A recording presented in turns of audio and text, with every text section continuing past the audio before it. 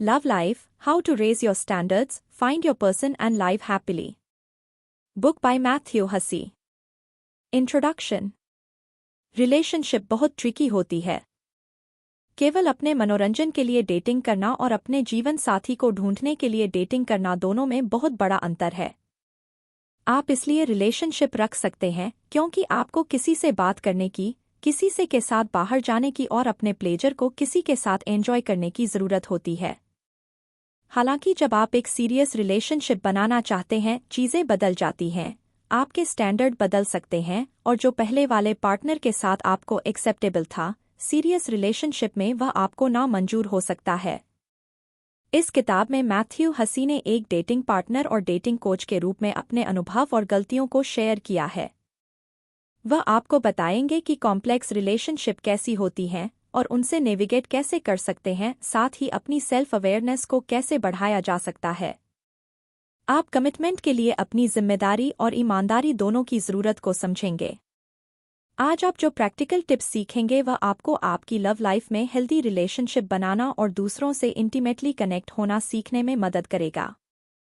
अगर आप दिल टूटने के लिए, डेटिंग के लिए या अपनी करंट रिलेशनशिप को सुधारने के लिए स्ट्रगल कर रहे हैं, तो यह किताब आपकी बेस्ट गाइड हो सकती है। क्या आप ऐसी लव लाइफ को बनाने के लिए तैयार हैं जो आप डिजर्व करते हैं? Being single is hard. Dating जरूरी है।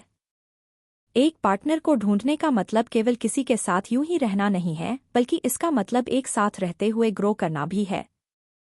डेटिंग पॉजिटिव और नेगेटिव दोनों हो सकती है, लेकिन जब यह एक चैलेंज बन जाती है तब यह अपनी इफेक्टिवनेस को खो देती है। अगर आप सिंगल हैं तो डेटिंग आपके लिए बहुत सारे चैलेंज ला सकती है। रिलेशनशिप में ना होने का भार उठाना कोई नहीं चाहता। जब आप अकेले होते हैं, आप अपने आप को फ्रस्ट्रेटेड महसूस करते हैं। इससे कोई फिट नहीं पड़ता कि आपका पार्टनर आपके लिए सही है या नहीं, या आप बस अपने अकेले रहने को इसलिए अवॉइड करना चाहते हैं क्योंकि आप अपने पर चारों तरफ से पड़ रहे दबाव से बाहर आना चाहते हैं। अगर आप सिंगल हैं तो आप अपने दोस्तों से, परिवार से और समाज से दबाव महसूस करते हैं कि आप एक संबंध बना लें। अगर आप किसी संबंध में नहीं होते तो आपको ऐसा महसूस होता है जैसे आपके साथ कुछ गलत हो गया है। मैथ्यू हसी ने बहुत सी औरतों को जिन्हें ऐसा महसूस होता था कि उनकी डेटिंग लाइफ प्रोग्रेस नहीं कर रही है, कोच किया था। रिजेक्शन और दिल टूटने के अनुभव के बाद यह औरतें खुद को बहुत निराश महसूस करती थी। अपने लिए एक सही पार्टनर का चुनाव न कर सकने के लिए वह खुद को दोष देती थी। अगर आप डर को अपने ऊपर अधिकार जमाने देंगे तो आप भी यह मानना शुरू कर देंगे कि आप एक संबंधों में रहने वाले इंसान नहीं हैं। लेकिन जब आपके दोस्त घर बसाकर सेटल होने लगेंगे और आप अकेले होंगे, तो आप अपने आप को पीछे छूटा हुआ महसूस करेंगे। आप अपने आप को एक समस्या की तरह देखने लगेंगे। समाज की आशाएं आपके इस बोझ को और बढ़ा सकती हैं। जब मैथ्यू हसी ने डेटिंग की एडवाइस देना शुरू किया, उन्होंने खुद पर एक डेटिंग कोच पर पड़ने वाले प्रेशर को अनुभव करना शुरू किया। जर्नलिस्ट और उन्हें सुनने वाले सदस्य उनसे लगातार यह प्रश्न पूछने लगे कि क्या वह किसी संबंध में थे। इस प्रश्न ने उन्हें नाराज कर दिया क्योंकि हर जने को लगता था कि उनका डेटिंग एक्सपीरियंस ही इस विषय में उनकी क्रेडिबिलिटी को प्रूव कर सकता है। अगर मैथ्यू हसी एक हेल्दी रिलेशनशिप में होते तभी उनकी सलाह का महत्व होता। अगर वह सिंगल थे, इसका मतलब था कि वह अपनी खुद की सलाह से अपने लिए एक पार्टनर नहीं ढूंढ पाए, तो वह दूसरों की मदद कैसे कर सकते हैं? लगातार पूछे जाने वाले इस प्रश्न ने मैथ्यू हसी पर दबाव बनाया कि वह एक रिलेशनशिप में रहे, जबकि वह खुद यह महसूस करते थे कि एक रिलेशनशिप में रहने से ज़्यादा इम्पोर्टेंट उनके लिए उनकी खुशी है। इस प्रेशर ने मैथ्यू हसी को उन महिलाओं को अच्छी तरह से समझने में मदद की जिनकी वह मदद कर रहे थे। महिलाओं पर लगातार उनके परिवार या शादीशुदा दोस्तों द्वारा प्रेशर डाला जा रहा था कि वह अपने लिए एक पार्टनर ढूंढकर सेटल हो जाए। मैथ्यू हसी ने यह स्वीकार किया कि कभी-कभी यह प्रेशर उन्हें अलग दिशा की ओर ले जाता था। वह केवल रिलेशनशिप बनाकर रहने के लिए गलत डिसीजन लेने के विरोध में लोगों को चेतावनी देते थे। वह अपने आप को लगातार इस बात की याद कराते थे कि उनका अल्टीमेट गोल केवल एक रिलेशनशिप में रहना नहीं है। जिससे फर्क पड़ता है वह है खुश रहते हुए खुद को फुलफिल महसूस करना, चाहे वो सिंगल ही क्यों ना हो। मैथ्यू हसी दूसरों द्वारा खुद को जज किए जाने से तंग आ गए थे। उन्होंने सबको बताया कि वह ऐसे इंसान नहीं है जो रिलेशनशिप पर विश्वास करता है। उन्होंने कभी नहीं कहा कि हर व्यक्ति को एक रिलेशनशिप में रहना चाहिए या सभी रिलेशनशिप खुशी से भरी होने चाहिए, बल्कि उन्होंने ऐसे लोगों की मदद करने की कोशिश करी जो एक रिलेशनशिप को ढूंढना चाहते थे। मैथ्यू हसी विश्वास करते थे कि रिलेशनशिप में रहने को एक इज्जत के तमगे या सफलता के सर्टिफिकेट के तरह नहीं देखना चाहिए। ऐसे बहुत से लोग जिन्हें उन्होंने कोच किया था वह अनहेल्दी रिलेशनशिप में भी खुश और सफल पाए गए थे, क्योंकि उनका गोल केवल एक रिलेशनशिप में रहना नहीं था बल्कि सिंगल या कमिटेड किसी भी रूप में खुश और फुलफिल रहना था। रिलेशनशिप में आई समस्याओं को उनके संबंध के अंत के रूप में देखने के बदले मैथ्यू का मानना था कि क्यूरोसिटी यानी जानने की इच्छा से किसी भी सिचुएशन को बदला जा सकता है। हमेशा अपने पार्टनर के व्यवहार को समझने के लिए क्यूरियस यानी तैयार रहे। उन्हें या खुद को जज मत करें। केवल क्यूरियस रहे, बदलने को तैयार रहें और प्रैक्टिकल रहे। उदाहरण के लिए अगर आप जिसके साथ डेटिंग कर रहे हैं वह तुरंत आपको मैसेज का उत्तर नहीं देता तो आप उसे अपना गुस्सा दिखाए बिना या बुरे से बुरा सोचे बिना अपनी फीलिंग्स को ईमानदारी से उसके सामने रखने की कोशिश करिए। इस तरह की सोच आपको दूसरों को ज्यादा अच्छी तरह से समझने में और आपकी डेटिंग स्किल्स को बढ़ाने में आपकी मदद करेगी। डेटिंग में अगर आप प्रैक्टिकल रहते हैं तो यह भी आपको अपने रिलेशनशिप के साथ चलने में मदद कर सकता है। आप स्टेप बाय स्टेप प्लान को फॉलो करके भी अपनी रिलेशनशिप के एक्सपीरियंस को सुधार सकते हैं। डेटिंग में क्या किया जाना चाहिए और क्या नहीं किया जाना चाहिए यह जानना आपका कॉन्फिडेंस को बढ़ाकर आपको हिम्मत देता है। डेटिंग और सिंगल रहना दोनों में ही बहुत से चैलेंज आते हैं, लेकिन उनके साथ चलने के लिए बहुत से रास्ते हैं। प्रैक्टिकल सलाह और एक क्यूरियस दिमाग आपको समाज के प्रेशर और इमोशन स्ट्रगल से डील करने में मदद कर सकता है। नए अनुभवों के लिए तैयार रहे और ऐसे एक्शन पर फोकस रहे तो आप कर सकते हैं। प्रेजेंट में रहते हुए जीवन की सुंदरता को एंजॉय करते रहे, चाहे आप सिंगल हो या डेटिंग कर रहे हो। Retrain your instincts.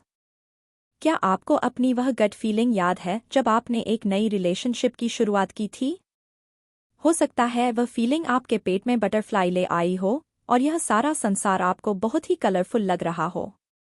लेकिन यह सारी चीज़ों को मिसअप भी कर सकता है। इसके लिए हमें अपनी इच्छाओं को ठीक से हैंडल करना सीखना होगा ताकि हम एक अच्छी रिलेशनशिप का निर्माण कर सके। जैसा कि हम विश्वास करते हैं, प्यार उतना जादुई नहीं है। हमारी इंस्टिंक्ट भी एक बच्चे की तरह हमेशा मदद नहीं कर पाती और हम अपने आप को नुकसान पहुंचा सकते हैं। मार्टिन स्नो एक बॉक्सिंग कोच था। एक बार उसने ऑथर मैथ्यू हसी को बताया कि इंस्टिंक्ट खतरनाक होती है। उदाहरण के लिए जब मैथ्यू के चेहरे पर एक पंच को एम किया गया तो उसका पहला रिएक्शन अपनी आंखों को झपकना था। उसे अपने आप को इस बात के लिए ट्रेन करना था कि वह ब्लिंक करने के बदले पंच को डॉज करना सीखे। मार्टिन ने बॉक्सिंग को तेज लहरों के बीच में फंसने से की है। उसे समय एक स्विमर की सबसे इंस्टिंक्ट तेज लहरों अगेंस्ट तैरते हुए सुरक्षित किनारे तक पहुंचना होता है, जिससे केवल थकावट होती है और डूबने का डर भी हो सकता है। इसके अलावा अगर हम ऐसी लहरों में फंस जाए तो उससे बचने के लिए हम उनके साथ साथ स्विमिंग कर सकते हैं और इस तरह अपनी इंस्टिंक्ट से लड़ते हुए हम जिंदा रह सकते हैं। जैसी प्रिंसिपल प्यार में भी अप्लाई होता है। आपको अपने इंस्टेंस को सुरक्षित और सफलतापूर्वक जीने के लिए मैनेज करना होगा। जब लोग नई रिलेशनशिप शुरू करते हैं वह अपनी फीलिंग्स को खुद पर हावी होने देते हैं और कड़े निर्णय ले लेते हैं। मात्र एक डेट के बाद ही वह अपने प्लान और एक दूसरे के साथ अपना भविष्य देखना कैंसिल कर देते हैं।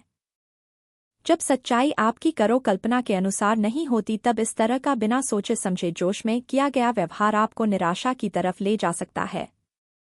अगर आप एक नए रिलेशनशिप की तरफ जाना चाहते हैं तो अपने दोस्तों के साथ अपनी कल्पनाएं बांटना बंद करिए, क्योंकि इससे हो सकता है वह आपको और भी ज्यादा झूठी एक्सपेक्टेशंस की तरफ ले जाए। जब एक नई रिलेशनशिप का शुरुआती एक्साइटमेंट कम हो जाता है और बातचीत में प्यार कम हो जाता है, अक्सर लोग तब सोते हैं कि गलती कहाँ हो गई और अपने आप को आगे जाने से रोककर रिलेशनशिप को खत्म कर देते हैं। बातचीत में हुई गलतफहमी का सही कारण चैलेंजिंग या फिर बेमतलब का हो सकता है। लोगों को समझने के बदले वह अपने आप को बहुत जल्दी बहुत महत्वपूर्ण समझकर रिलेशनशिप से निकल जाते हैं। लोगों को पहले अपनी वैल्यूज को कमाना पसंद है। इसलिए अगर आप किसी को प्यार करते हैं तो जब तक आपकी फीलिंग एक दूसरे को समझ ना आ जाए उसे अपने तक ही सीमित रखिए। हम डेटिंग को एक जॉब इंटरव्यू से कंपेयर कर सकते हैं, जहां पर कई बार बातचीत करने के बाद टॉप पोजीशन पर पहुंचना जरूरी है। और कैंडिडेट को इतनी जल्दी टॉप पोजीशन ऑफर करना भी उन्हें अनकंफर्टेबल बना देता है। वह उसे जब में अपना इंटरेस्ट खो देते हैं और डिसाइड कर लेते हैं कि वह उसे नहीं करेंगे। अपने आप को लोगों द्वारा पीछे छोड़ देने से बचने के लिए रिलेशनशिप को नेचुरली डेवलप्ड होने दीजिए। दोनों पार्टी को एक दूसरे के सामने अपनी इम्पोर्टेंस प्रूव करने के लिए समय होना चाहिए। दूसरी हार्मफुल इंस्टिंक्ट है जब रिलेशनशिप हाथ से जाने लगे तो उसके लिए लड़ाई करना। लोग अक्सर सोचते हैं कि किसी चीज की कमी से चीज को ज्यादा इम्पोर्टेंट बना देती है। किसी के लिए लड़ना आपको आपकी सेल्फ एस्टीम को कम करके दूसरे इंसान को आपके इमोशंस के ऊपर कंट्रोल करने की ताकत देता है। ज्यादा बेहतर यह है कि अगर कोई आपकी कोशिशें को अप्रिशिएट नहीं करता तो आप इस चीज को स्वीकार कर लीजिए कि वह आपके लायक नहीं है।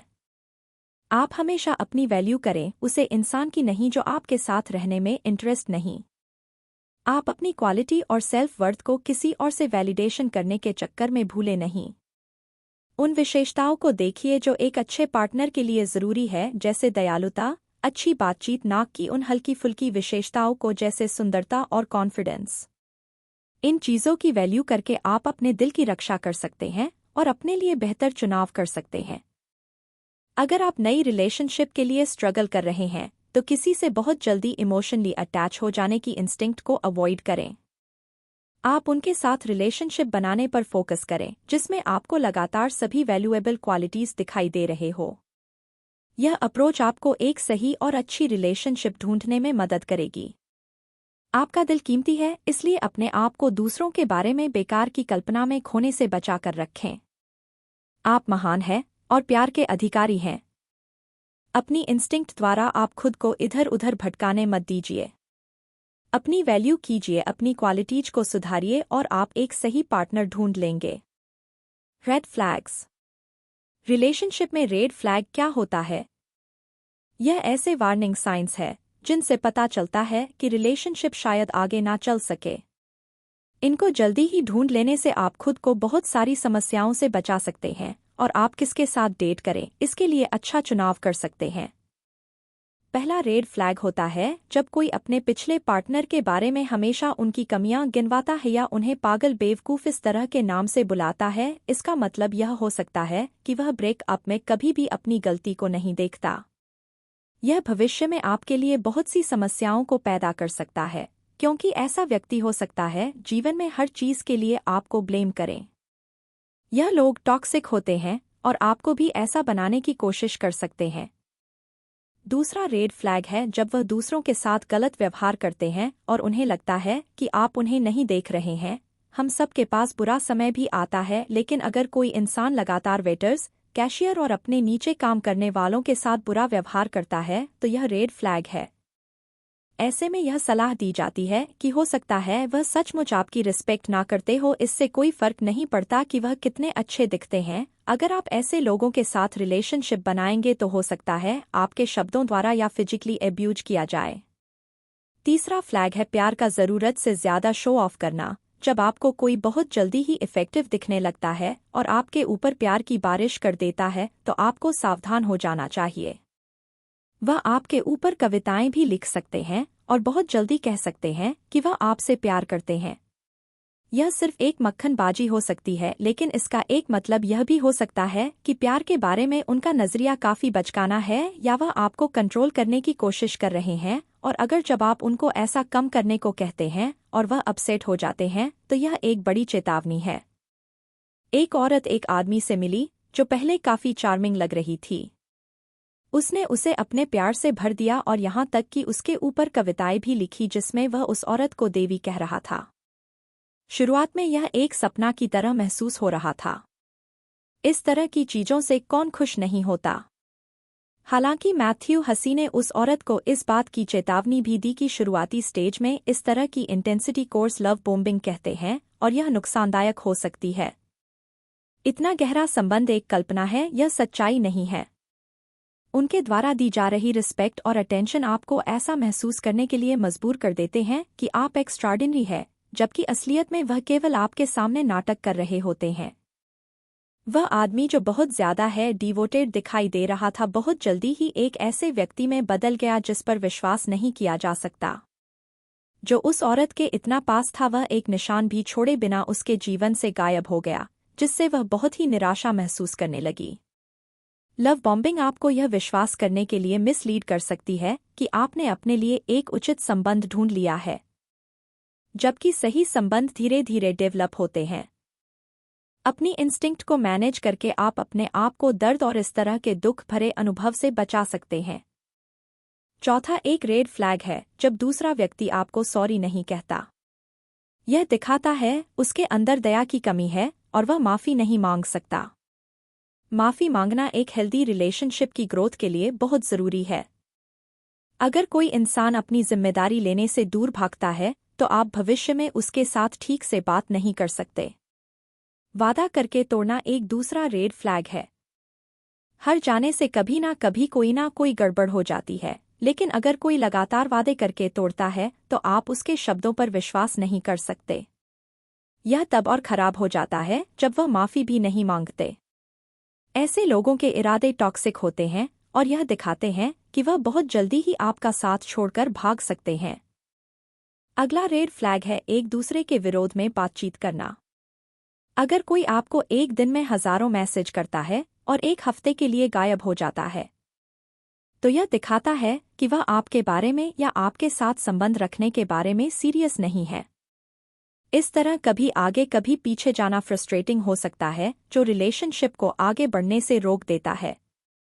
इससे यह भी पता चलता है कि व्यक्ति किसी के प्रति पूरी तरह से कमिटेड नहीं है, फिर उसके जीवन में कुछ और ही चल रहा है।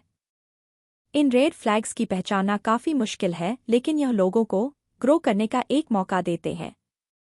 कभी कभी लोग अपनी बुरी आदतों को छोड़ देते हैं और अच्छे पार्टनर बन जाते हैं। यह आपको डिसाइड करना है कि कोई सुधारने के लिए सचमुच कोशिश कर रहा है या अपने तरीकों में अटका हुआ है। अगर आपको कोई चीज बुरी लगती है तो आप उसे बताएं और देखें वह कैसा रिएक्शन करता है। रेड फ्लैग्स के अलावा आप रिलेशनशिप में एम्बर लाइट भी हो सकती है। एम्बर लाइट वह नहीं होती जो एक रिलेशनशिप को खत्म करती हो, लेकिन ऐसी सिचुएशन में आप चीजों को डिस्कस करके देख सकते हैं कि मैं बदलाव आता है या नहीं। उदाहरण के लिए, अगर कोई बहुत तेजी से आगे बढ़ रहा है तो आप उन्हें उनसे धीरे चलने को कह सकते हैं और फिर उनका रिस्पांस देख सकते हैं। अगर वह आपकी फीलिंग की रिस्पेक्ट करते हैं तो यह एक रेड फ्लैग नहीं है, लेकिन एक एम्बर लाइट है। रेड फ्लैग्स को ढूंढना हेल्दी रिलेशनशिप के लिए बहुत जरूरी है। दिए गए साइंस को नोटिस करके आप बेकार का सर दर्द और ड्रामा अवॉइड कर सकते हैं। अपनी शिकायतों के प्रति खुलेआम बात करें और इस बात को पूरी तरह से इस बात के लिए श्योर हो जाए कि उस व्यक्ति के साथ आपकी रिलेशनशिप आपकी टाइम और कोशिश की वर्थ करती है। Have hard conversations. क्या आप मुश्किल विषयों के बारे में अपने पार्टनर से बात करते हैं? हार्ड कन्वर्सेशन करना चैलेंजिंग हो सकता है, लेकिन रिलेशनशिप को हेल्दी रखने के लिए यह जरूरी है। अगर आप अपने स्टैंडर्ड में कंप्रोमाइज नहीं करना चाहते, आपको इन टॉपिक के बारे में बात करनी पड़ेगी, जैसे सेफ सेक्स, कमिटमेंट और फ्यूचर गोल्स। कल्चरल और सोशल बैरियर की वजह से लोग इस तरह के हार्ड कन्वर्सेशन करने में शर्माते हैं। हमें इसी तरह से बड़ा किया गया है कि हम सेंसिटिव विषयों पर बात करते समय अनकंफर्टेबल और शर्मिंदा महसूस करते हैं। उदाहरण के लिए, मैथ्यू हसी कॉन्डम के बारे में उपदेश दे रहे थे। एक बड़े ही कंजर्वेटिव रेडियो स्टेशन के द्वारा उनका इंटरव्यू दिया गया, जहां का होस्ट कंडोम शब्द बोलने में अपने आप को बहुत नर्वस फील कर रहा था। इस तरह का व्यवहार हमें असुरक्षित यानी अनसेफ सेक्स करने की तरफ ले जाता है। ज्यादातर आदमी कंडोम का उपयोग करने से मना कर देते हैं और महिलाएं सुरक्षित सेक्स के लिए कंडोम की डिमांड करने में शर्म महसूस करती है, जबकि अनसेफ सेक्स बहुत ही खतरनाक होता है और बहुत सारी कॉम्प्लिकेशंस की तरफ ले जा सकता है। हमें इन सोशल बैरियर्स को तोड़कर इन मुश्किल विषयों पर बातचीत करनी चाहिए। दूसरा मुश्किल कन्वर्सेशन जो कपल्स के बीच में होता है वह होता है अपने रिलेशनशिप में अपनी इच्छाओं और गोल्स के बारे में बात करना। अगर आप अपने पार्टनर को यह बता देते हैं कि आप अपने इस रिश्ते में उनसे क्या चाहते हैं, तो पार्टनर के लिए आपके साथ जीवन बिताना आसान हो जाता है। रियल क्लैरिटी आपको अपने लिए सीमाएं बनाकर अपनी वैल्यू से मैच करती पसंद सेट करने में भी मदद करती है। उदाहरण के लिए, अगर आप खेलना पसंद नहीं करते और एक गंभीर रिलेशनशिप चाहते हैं, आप अपने इस गोल को अपने डेटिंग पार्टनर के साथ शेयर करके ऐसा डेटिंग पार्टनर ढूंढ सकते हैं जिसका गोल भी आपके जैसा हो, और अगर आप जिस व्यक्ति के साथ डेट कर रहे हैं वह इसके लिए सीरियस नहीं हो तो आप इस रिलेशन को छोड़ सकते हैं। रिलेशनशिप में एक बार बनाए जा चुके पैटर्न को बदलना बहुत मुश्किल होता है। अगर कोई रिलेशनशिप में स्टैंडर्ड सेट करने की कोशिश करता है तो हो सकता है दूसरा व्यक्ति इस बदलाव को स्वीकार न करें। उदाहरण के लिए, अगर आप एक रिलेशनशिप को खत्म करने के लिए एक ब्रेकअप टेक्स्ट लिखकर भेजते हैं, दूसरा व्यक्ति इस ब्रेकअप को स्वीकार कर लेता है। हो सकता है वह आपको कन्विंस करने की कोशिश करें और आप वापस इस पैटर्न में लौट जाएं। 8 साल तक सिंगल रहने के बाद एक औरत ने अपने लिए सही पार्टनर चुना। वह इस आदमी को बहुत गहराई से चाहती थी और उससे शादी करना चाहती थी। जबकि उस आदमी का यह गोल नहीं था। वह हर हफ्ते मिलते थे और ज्यादातर एक दूसरे से लड़ाई करते थे। जब महिला उसको अपनी जरूरत के बारे में बताती थी तो वह ज्यादा बहस करते थे। औरत को इस बात का गिल्ट होने लगा कि उसे उस आदमी की जरूरत है। उसे इस बात का पूरा अधिकार था कि वह उस आदमी के साथ दिए जिससे वह प्यार करती है, लेकिन वह आदमी इस बात की बिल्कुल भी केयर नहीं रहा था। औरत ने मैथ्यू हसी से बात करी और उन्होंने उसे सारी सिचुएशन समझने में उसकी मदद करी। मैथ्यू हसी ने उसकी खुशी की जरूरत को वैलिडेट किया और उसे एक्सप्लेन किया कि कम खुशी में सेटल नहीं होना चाहिए। यह रिलेशनशिप आप उसकी खुशी नहीं दे रही थी, इसलिए उसे सच्चाई को स्वीकार करके किसी दूसरे अच्छे पार्टनर को ढूंढना चाहिए। मुश्किल कन्वर्सेशन से बचने से यह हमें तोड़ने वाले माइंडसेट की तरफ ले जाता है। यह माइंडसेट लोगों को स्टैंडर्ड सेट करने के लिए डरा देता है, क्योंकि वह अपने जीवन में आई उस पहली खुशी को खोने से डरने लगते हैं जो मुश्किल से उनके जीवन में आई है। याद रखें, अपनी बाउंड्रीज को सेट करना और अपनी ज़रूरत को डिस्कस करना आपको एक ज़्यादा फुलफिलिंग रिलेशनशिप की तरफ ले जाएगा। अपने पार्टनर के साथ ज़्यादा ईमानदार और खुले रहने से आपका पार्टनर आपकी ज़रूरत को समझेगा, जिससे आप दोनों के बीच में गहरी इंटीमेसी और विश्वास जन्म लेगा। एंजेला इसका एक और उदाहरण है। एक एक्सीडेंट में अपनापन खोने के बाद उसकी लाइफ में बड़े बड़े चैलेंज का सामना करना पड़ा। एंजेला चिंतित थी कि अच्छे पार्टनर्स उसको प्यार ना होने की वजह से रिजेक्ट कर देंगे। उसने यह नहीं समझा कि उसे सिर्फ एक ऐसे व्यक्ति की जरूरत है जो उसको वह जैसी है वैसा स्वीकार कर ले। एंजेला एक आदमी से मिली। जब एंजेला ने उसे अपनी पूरी कहानी सुनाई तो उसने पॉजिटिवली रेस्पॉन्ड किया और यह रिलेशनशिप जल्दी शादी में बदल गई। यह कहानी मजबूत रिलेशनशिप बनाने के लिए ईमानदारी और सच्चाई की ताकत को दिखाती है। मुश्किल विषयों पर बातचीत रिलेशनशिप में पर्सनल स्टैंडर्ड सेट करने के लिए ज़रूरी है। कल्चरल और सोशल बैरियर को तोड़कर अपने स्टैंडर्ड को जानकर उनके बारे में बात करने और बदलने के लिए तैयार रहना आपको किसी चीज़ के बारे में भी बात करने के लिए मदद करता है। इन मुश्किल बातचीत के द्वारा आप स्वस्थ फुलफिलिंग रिलेशनशिप बनाकर जीवन भर एक गलत पार्टनर के साथ टॉक्सिक रिलेशन जीने को अवॉइड कर सकते हैं। How to rewire your brain. अगर आप अपनी रिलेशनशिप में वही एक गलती बार बार करते हैं, तब आपके पैटर्न्स नेगेटिव है। आपको नहीं बदलना चाहिए। इन पैटर्न्स को ऑटोमेटिकली फील किया जा सकता है और यह आपकी पहचान का एक भाग बन जाते हैं। आपके दिमाग में ऐसे विचार आ सकते हैं जो आपको बेचैन कर सकते हैं, जिससे आप अपने जीवन में किसी भी अच्छी चीज़ को खराब करने के लिए इंस्पायर हो सकते हैं। आप ऐसे लोगों के पीछे भाग सकते हैं तो इमोशनली आपसे अटैच नहीं है, या फिर आप ऐसे लोगों से जोड़ सकते हैं जो एक अच्छे पार्टनर बनने के योग्य नहीं है। जब आपके इन नेगेटिव पैटर्न्स का दर्द बढ़कर असहनीय बन जाएगा, आप यह रियलाइज करेंगे कि आप कुछ अलग कर सकते हैं। इस दर्द के साथ जुड़ना आपको अपनी ज़रूरत को ठीक से समझकर खुद को और क्लैरिटी से चेंज करने में मदद करेगा। दूसरा, आप अपने रिलेशनशिप में केवल उसे चीज़ को चुनें जो आपके लिए सबसे ज़्यादा ज़रूरी है। इसका मतलब यह नहीं है कि आपको अपने सही पार्टनर्स की एक चेकलिस्ट बनानी चाहिए। इसका मतलब इतना ही है कि आपको यह समझना चाहिए कि आप अपने पार्टनर में क्या चाहते हैं। यह क्वालिटीज एक सही पार्टनर चुनने में आपकी मदद करेंगी। उदाहरण के लिए इस बात को डिसाइड करें कि आप अपने जीवन में किसी ऐसे व्यक्ति को चाहते हैं जो आपके जीवन में शांति लाए या फिर केवल ऐसे व्यक्ति को जो अट्रैक्टिव है। इस बात को समझें कि आप एक ऐसा पार्टनर चाहते हैं जो आपकी सेल्फ ग्रोथ के लिए कमिटेड है या कोई ऐसा जिसके क्रेडेंशियल्स इंप्रेसिव है। हमेशा ऐसी क्वालिटीज को चुनिए जो आपकी रोजाना की खुशी और लंबे समय तक देखभाल में कर सके, जैसे सहानुभूति, ईमानदारी, विश्वास। शारीरिक सुंदरता पर फोकस करना अवॉइड करिए। अट्रैक्टिव होना एक प्रेस पेंट हो सकता है, लेकिन जरूरी नहीं। एक बार जब आप अपने स्टैंडर्ड सेट करने आप उनको फॉलो करें, उसे हर चीज के लिए इनकार करें जो आपको भविष्य में तकलीफ दे सकती है। आप किसी ऐसे अलग व्यक्ति की तरफ अट्रैक्ट हो सकते हैं जो आप जो चाहते हैं उससे अलग हो, लेकिन यह शुरुआती फीलिंग्स आपको एक लॉन्ग टर्म की खुशी की तरफ नहीं ले जाएगी।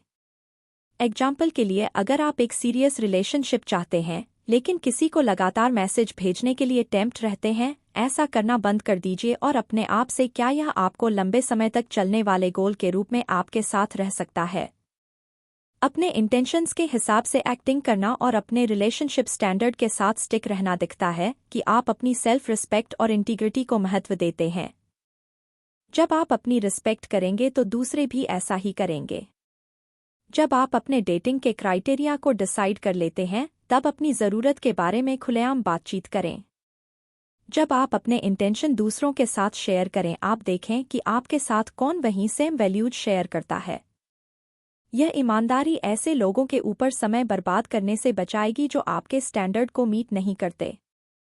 उदाहरण के लिए, तान्या रैड एक सफल वीडियो होस्ट थी जिसने कैजुअल सेक्स को रिफ्यूज किया था। उसने अपनी डेट्स में साफ साफ इस बात को क्लियर भी कर दिया था। जो सीरियस रिलेशनशिप के लिए तैयार नहीं था वह तुरंत उनके साथ संबंध को खत्म कर देती थी। एक बार तान्या एक आदमी से मिली और वह लोग डेट करने के लिए तैयार हो गए। जब उसे आदमी ने एक हल्का फुल्का सेक्स क्यों किया, चार जाने उसे अपनी बाउंड्रीज बताने की एक मौके की तरह इस्तेमाल किया। आदमी उसके साथ इस बात पर सहमत हो गया, लेकिन बाद में उसने दिखा दिया कि वह असलियत में उसकी वैल्यूज के साथ अलाइन नहीं करता था। अपनी इंटेंशंस के बारे में क्लियर होने के कारण तान्या ने अपना टाइम ऐसे आदमियों पर बर्बाद करने के से बचा लिया जो उसके लिए एक अच्छा मैच नहीं थे।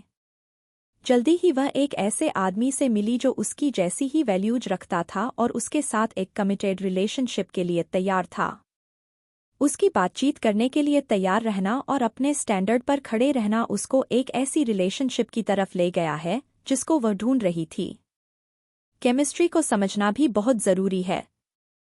हालांकि अट्रैक्शन भी जरूरी होता है, लेकिन अपने लिए पार्टनर ढूंढने में यह एक अकेला फैक्टर नहीं है। केमिस्ट्री फिजिकल अट्रैक्शन से ज्यादा होती है। इसमें वह व्यक्ति आपको कैसा महसूस करवाता है और कितना जल्दी और अच्छी तरह से आपके साथ कनेक्ट हो जाता है, यह भी शामिल होता है। कभी कभी केमिस्ट्री को डेवलप होने के लिए आपको समय देने की जरूरत होती है। ऐसे लोगों से मिलने के लिए तैयार रहिए जो आपको शुरुआत में आपकी तरह के नहीं लगते। अपने पिछले पार्टनर की गलत आदतों को नए पार्टनर के साथ कंपेयर करना अवॉइड करिए। एक असली केमिस्ट्री एक दूसरे के साथ गहरे कनेक्शन और एक दूसरे के साथ बांटी गई वैल्यूज पर बेस्ड होती है।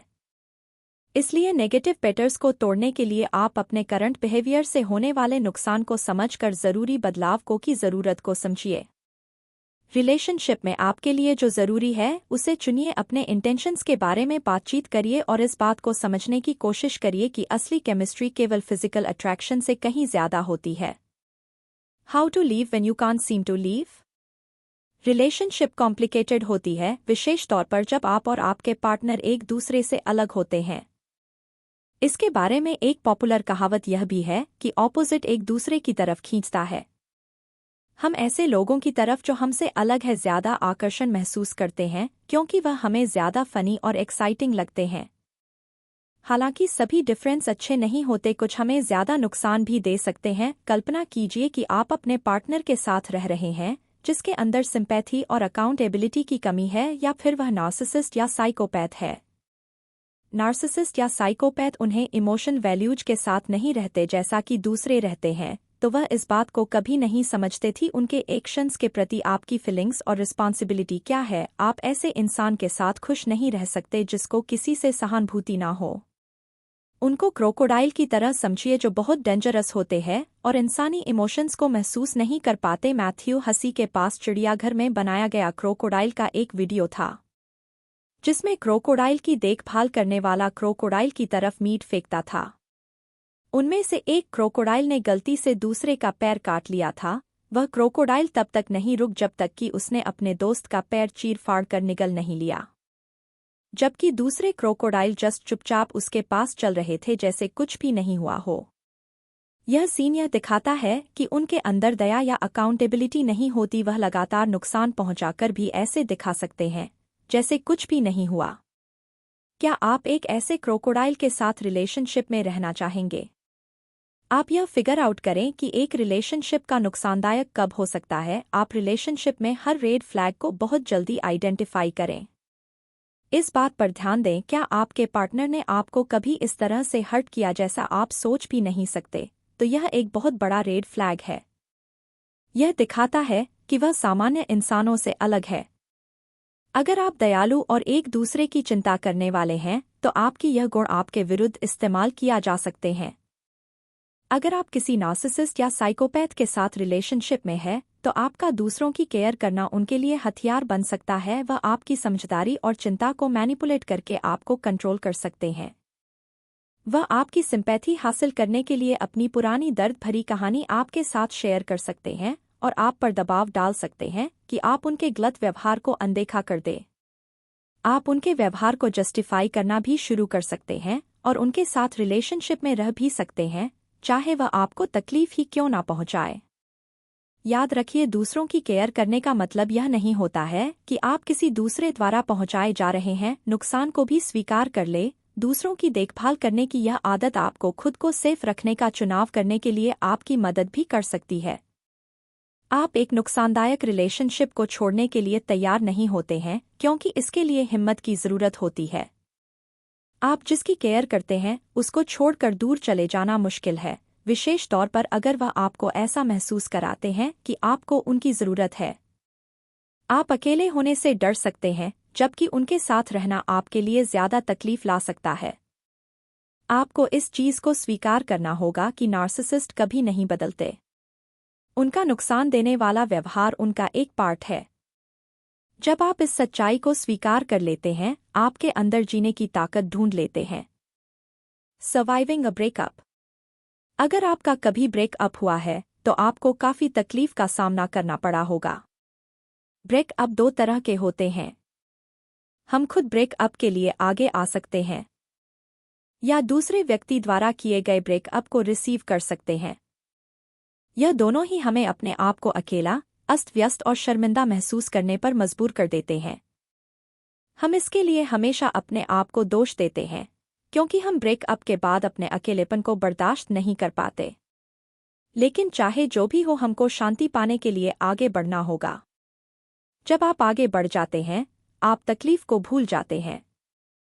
आपको ठीक होने के लिए समय की जरूरत होती है और फिर आप वापस अपने पैरों पर खड़े हो जाते हैं। हमेशा मुड़कर पीछे देखने की जगह आगे बढ़ने की तरफ सोचें। ब्रेकअप से अपने आप को बचाने का सबसे पहला स्टेप है शांति की खोज। पहले यह इम्पॉसिबल लगता है, लेकिन आप अपने गुस्से और फ्रस्ट्रेशन को शांत करें। उस स्वतंत्रता की तरफ फोकस करें जो ब्रेकअप के बाद आपको मिली है। अपने पार्टनर खोने के दुख में डूबे नहीं, क्योंकि ऐसा करने से आप नए और उससे बेहतर मौकों को खो देंगे। अगर एक रिलेशनशिप खत्म हो गई है, इसका मतलब है आप दोनों एक दूसरे के लिए ठीक नहीं थे और आप एक टॉक्सिक रिलेशनशिप में जी रहे थे। अब आप स्वतंत्र हैं और एक स्वस्थ रिलेशनशिप ढूंढ सकते हैं। दूसरा स्टेप है अपने जीवन को फिर से जीने के लिए तैयार होना और उसे फिर से डिफाइन करना। आपको हर उस चीज से छुटकारा पाना होगा जो आपके पूर्व पार्टनर से संबंधित है। ब्रेकअप से डील करने और उसके बारे में सोचते रहने के बीच के अंतर को समझिए। ब्रेकअप से डील करने का मतलब होता है आगे बढ़ने के लिए ठोस कदम उठाना, जबकि ब्रेकअप के बारे में सोचते रहना केवल आपको आपके पास्ट में फंसा देगा।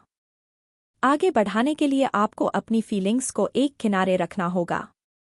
उस हर चीज़ को एलिमिनेट कर दीजिए जो आपके पूर्व पार्टनर की यादों को ट्रिगर करती है। उनकी फ़ोटो और गिफ्ट्स को फेंक दीजिए, कुछ जगहों पर जाना बंद कर दीजिए जो आपको उनकी याद दिलाती है। इस तरह से आप अपनी पुरानी यादों के बीच में एक नई जगह बना पाएंगे और अपने आप को फिर से हील करके ग्रो करेंगे। आप एक स्ट्रेटजी का इस्तेमाल कर सकते हैं जिसे इमोशन बटन कहते हैं। इमोशन बटन वह कोई भी चीज़ हो सकती है जो आपके अंदर स्ट्रांग फीलिंग्स को ट्रिगर करती है। ब्रेकअप के बाद बहुत सारी चीज़ आपको अपने पूर्व पार्टनर की याद दिलाती है और तकलीफ देती है। आप इन नेगेटिव ट्रिगर को पॉजिटिव ट्रिगर में बदल सकते हैं। एग्जाम्पल के लिए, अगर कोई जगह आपको अपने पूर्व पार्टनर की याद दिलाती है तो कोशिश करिए कि उसे किसी पॉजिटिव चीज़ से रिप्लेस करें।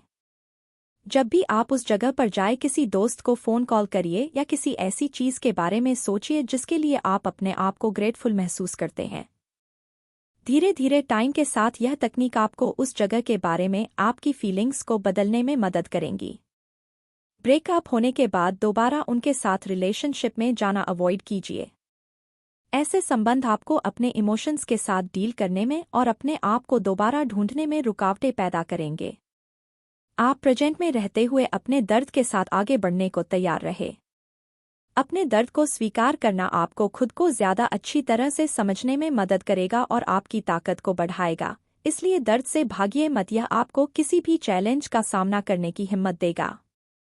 ब्रेकअप से मिलने वाली सबसे बढ़िया चीज़ है पर्सनल ग्रोथ। इसे एक ग्रो करने के मौके की तरह इस्तेमाल करिए। ब्रेकअप के बाद आप अपने खाली समय को आप नए इंटरेस्ट, परिवार और दोस्तों के साथ नई रिलेशनशिप में इन्वेस्ट कर सकते हैं। अपनी पर्सनल ग्रोथ पर फोकस कीजिए और अपने आप को अपना बेस्ट वर्जन बनाइए। एग्जाम्पल के लिए, कोर्टनी मैथ्यू हसी के लव लाइफ क्लब की मेंबर थी। वह एक बुरे ब्रेकअप से गुजर रही थी क्योंकि उसने अपने पति को अपने साथ चीटिंग करता हुआ पाया था और उसके पूरे परिवार को सीरियस कर्ज में भी डाल दिया था। कर्टनी ने महसूस किया कि वह इस धोखे और एंजाइटी के साथ ज़्यादा देर तक डील नहीं कर पाएगी। इसलिए उसने अपने जीवन में पॉजिटिव बदलाव लाने के लिए अपने दोस्तों और परिवार के साथ फिर से कनेक्शन बनाना शुरू कर दिया। इसने उसे हील होने में और अपने आप को फिर से डिस्कवर करने में मदद करी। ब्रेकअप दुनिया का अंत नहीं है, लाइफ फिर से खूबसूरत हो सकती है। याद रखिए, यह आपकी लाइफ है, आपके एक्स की नहीं। आपको डिसाइड करना है कि ब्रेकअप के बाद आगे आप क्या करेंगे। इसलिए आगे बढ़ाने के लिए कदम उठाए, खुद को हील करिए और इस रास्ते में आने वाले ग्रो करने के लिए मिले मौके का फ़ायदा उठाए। कंक्लूजन। रिलेशनशिप के अनुसार चलना चैलेंजिंग हो सकता है, चाहे आप डेटिंग कर रहे हो, सिंगल हो या किसी कमिटेड पार्टनरशिप में हो। इस किताब में आपने दूसरों के साथ एक स्वस्थ और फुलफिलिंग रिलेशनशिप बनाने के लिए वैल्यूएबल लेसन सीखे हैं। पहले आपने सीखा कि डेटिंग सीखने और ग्रो करने के लिए होती है, केवल किसी को ढूंढकर उसके साथ रहने के लिए नहीं। अगर हम सिंगल होते हैं तो सोसाइटी हमारे ऊपर प्रेशर बनाती है, लेकिन हमें अपनी खुशी पर फोकस करना चाहिए और केवल अकेले ना रहने के लिए किसी भी रिलेशनशिप में जाने को अवॉइड करना चाहिए। दूसरा, अपने जाना कि आपके गट इंस्टिंक्ट आपको कभी कभी इम्पल्सिव रिलेशनशिप को चुनने की तरफ भी ले जा सकती है। आप अपनी इंस्टिंक्ट को मैनेज करें और रिलेशनशिप को डेवलप होने दें। तीसरा, अपने जाना कि रेड फ्लैग्स को जल्दी कैसे स्पॉट करना चाहिए। वह अपने पूर्व पार्टनर के बारे में कैसे बात करते हैं, वह दूसरों के साथ कैसा व्यवहार करते हैं, वह माफ़ी मांगते हैं या नहीं, या लगातार बातचीत करते हैं या नहीं, यह देखकर पहचान सकते हैं। चौथा, आपने सीखा कि हेल्दी रिलेशनशिप के लिए डिफ़िकल्ट टॉपिक पर बात करना ज़रूरी है। खुलेआम सेफ सेक्स, कमिटमेंट और फ्यूचर गोल्स के बारे में बात करना आपको गलतफहमियों से बचा सकता है और अपने लिए क्लियर बाउंड्री सेट करने में मदद कर सकता है। पांचवा, आपने सीखा कि नेगेटिव रिलेशनशिप पैटर्न को चेंज करना। इससे आप अपने पार्टनर में क्या चाहते हैं और क्या चेंज करने की ज़रूरत है, यह समझने में मदद मिलती है। आप हमेशा बेकार के लोगों से ज़्यादा साफ बातचीत और गहरे कनेक्शन बनाने में इंटरेस्टेड इंसान को वैल्यू दे। छठवां, आपने सीखा कि एक नार्सिसिस्ट या साइकोपैथ के साथ रहना काफ़ी नुकसानदायक होता है क्योंकि उनके अंदर अकाउंटेबिलिटी और सिंपैथी दोनों की कमी होती है। अपने भले के लिए उनको छोड़ने की हिम्मत करना आपकी खुद के प्रति ड्यूटी है। फाइनली, आपने सीखा कि एक ब्रेकअप के बाद सर्वाइव करने के लिए आगे बढ़ना और अपने लिए शांति की खोज करना ज़रूरी है। आप अपनी जिंदगी को फिर से रिक्लेम कीजिए और दोबारा उन लोगों से रिलेशनशिप बनाना अवॉइड करिए जिन्होंने आपको छोड़ दिया था और अपनी पर्सनल ग्रोथ पर फोकस करिए। ओवरऑल रिलेशनशिप को समझने और उससे नेविगेट करने के लिए सेल्फ अवेयरनेस, हिम्मत और अपनी भलाई की इच्छा को महत्व देने की जरूरत है। आपने जो आज सीखा उसे अपने रिलेशनशिप में अप्लाई कीजिए। अपने नए पैटर्न पर ध्यान दीजिए, अपने पार्टनर के साथ खुलकर बातचीत करिए और कभी भी अपने लिए उससे कम में मत मानिए जितना आप डिजर्व करते हैं। आपकी खुशी और फुलफिलमेंट आपकी कोशिशों का मूल्य है। एक बेहतर चुनाव जो आपको स्वस्थ और मीनिंगफुल रिलेशनशिप की तरफ ले जाता है, आज से ही शुरू करें।